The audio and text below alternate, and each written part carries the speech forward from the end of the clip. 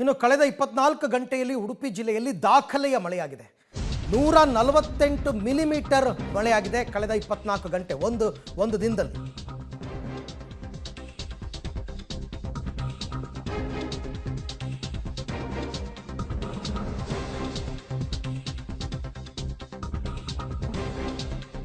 ಉಡುಪಿ ಜಿಲ್ಲೆಯಲ್ಲಿ ಕಳೆದ 24 ಗಂಟೆಯಲ್ಲಿ 148 ಮಿಲಿಮೀಟರ್ ಮಳೆಯಾಗಿದೆ.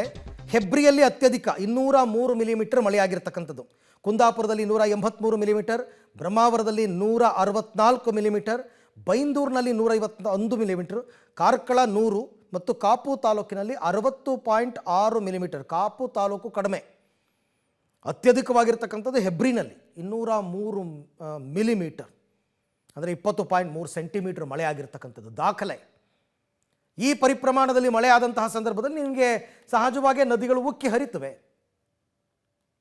ನೋಡಿ, ಕೊಡಗು ಒಂದು ಬೆಲ್ಟ್, ಅದು ಕೊಡಗು, ದಕ್ಷಿಣ ಕನ್ನಡ, ಉತ್ತರ ಕನ್ನಡ, ಉಡುಪಿ ಮತ್ತು ಚಿಕ್ಕಮಗಳೂರು, ಶಿವಮೊಗ್ಗ, ಇಷ್ಟು ಕಡೆಯಲ್ಲೇ ಮಳೆ ಅಬ್ಬರಿಸ್ತಾ ಇರತಕ್ಕಂಥದ್ದು.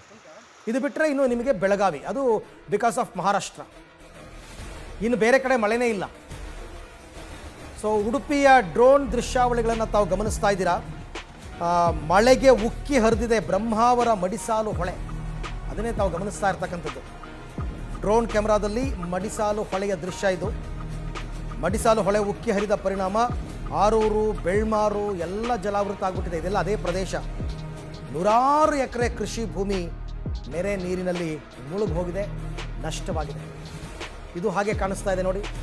ನೀರು ನೀರು ನೀರು ಅಲ್ಲ, ನಮ್ಮ ಭೂಮಿನಲ್ಲೇ ಮುಕ್ಕಾಲು ಭಾಗ ನೀರಿದೆ, ಅದು ಬೇರೆ ವಿಚಾರ. ಬಟ್ ಈಗ ಮಳೆಯಿಂದಾಗಿ ಆ ಭಾಗ, ಉಡುಪಿ ಜಿಲ್ಲೆಯ ಬ್ರಹ್ಮಾವರ ಮಡಿಸಾಲು, ಬ್ರಹ್ಮಾವರದಲ್ಲಿ ಏನು ಕಡಿಮೆ ಇಲ್ಲ, 164 ಮಿಲಿಮೀಟ್ರ್ ಒಂದು ದಿನದಲ್ಲಿ ಬಿದ್ದಿದೆ.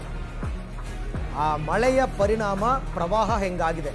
ಮಡಿಸಾಲು ಹೊಳೆ, ಇವೆಲ್ಲ ಸಣ್ಣ ಸಣ್ಣ ಹೆಸರುಗಳು, ಹೊಳೆಗಳದು ನಾವು ಕೇಳೇ ಇರಲ್ಲ. ಆದರೆ ಮಳೆ ಬಂದು ಈ ಥರ ಪ್ರವಾಹದ ಪರಿಸ್ಥಿತಿ ಬಂದಾಗ ತನ್ನ ರೌದ್ರಾವತಾರವನ್ನು ತೋರಿಸ್ತಾ ಇರೋದು ಈ ರೀತಿ.